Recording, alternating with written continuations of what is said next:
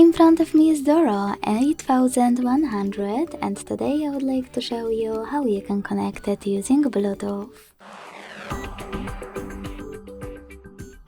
Begin by opening Settings and clicking on Connected Devices. Then pair a new device and wait for available ones to show. When they do, click on the one that you wish to connect to.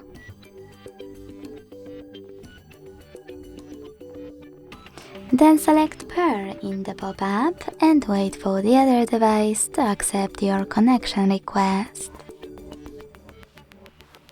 As you can see, my devices were successfully connected. Thanks so much for watching. If you enjoyed this video, leave a like, comment and subscribe. Bye!